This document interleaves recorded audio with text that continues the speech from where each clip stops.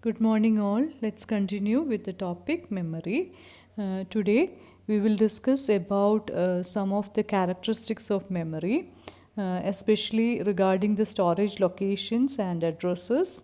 And we will discuss about the storage capacity of each and every type of memory. We have studied about the storage capacity like bit, byte, nibble, etc. in our day 2 session.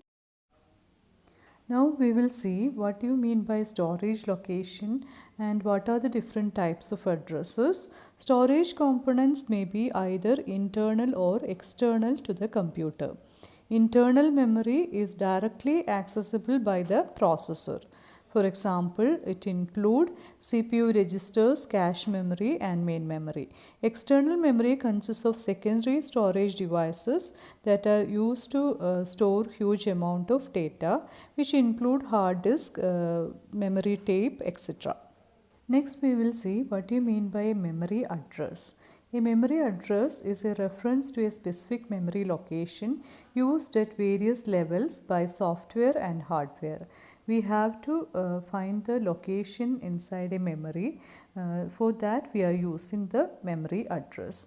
Memory addresses are fixed length sequences of digits conventionally displayed and manipulated as unsigned integers. This figure shows how the memory is divided into various sectors, and each location can be identified with the help of a memory address.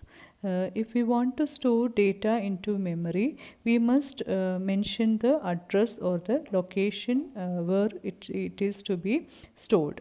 Otherwise, if we want to read something from memory, we need to specify the address where the data is residing. So, for this purpose, we are using memory addresses. And this figure is just for understanding the concept. No need to study as such.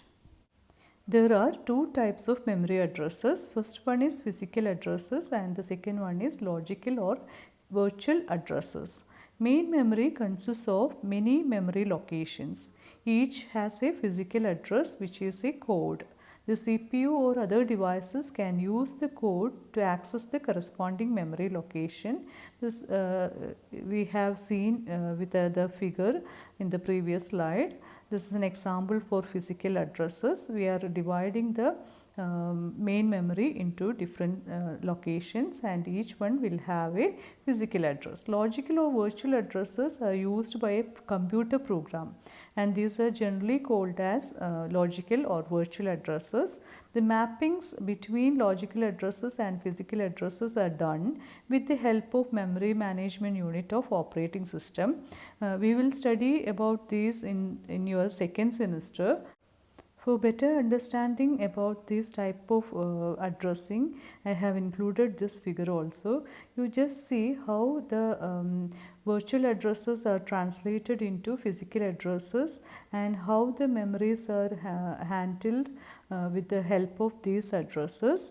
The CPU will generate a virtual address, or a software may generate a virtual address, and it will represent the cache memory. That is actually a small fast memory, but we will get an illusion that it is a huge memory that corresponds to the secondary storage or the disk. And this virtual address will be translated into physical address. Physical address denotes the actual addresses of the main memory, and this will redirect to the disk or the secondary memory. So, this is the way the memory addressing is happening inside a computer. Next, we will see what you mean by unit of address resolution. Most modern computers are byte addressable. Byte means 8-bit length. Each address identifies a single byte of storage. That is, each byte is given a address. Data larger than a single byte may be stored in a sequence of consecutive addresses.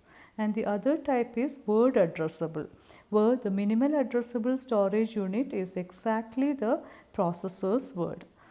So the computers can be byte addressable or it can be word addressable. Actually, word size is a characteristic given to computer architecture. It denotes the number of bits that a CPU can process at one time. That is the number of bits actually stored or retrieved in main memory. Modern processors, including embedded systems, usually have a word size of 8, 16, 24, 32 or 64 bits length. Unit of transfer is word for primary memory, but for secondary memory, data are often transferred in much larger units than a word. Often it is referred as blocks. The maximum amount of information that can be transferred to or from the memory per unit time is called data transfer rate or bandwidth. So far we have discussed about the storage location and addresses. Now we will see some more additional points in memory or storage size. We have already discussed it in our day 2 session. The size of storage component of a computer system depend on its type, that is based on the type of memory. Typical storage capacity can be seen in this table. CPU registers is having 8 to 64 bits size. Cache memory will have 2 to 64 kilobytes. 1 kilobyte is equal to 2 raised to 10 and the actual value is 1024, but normally kilo stands for 1000, so we can also consider it as 1000 bytes.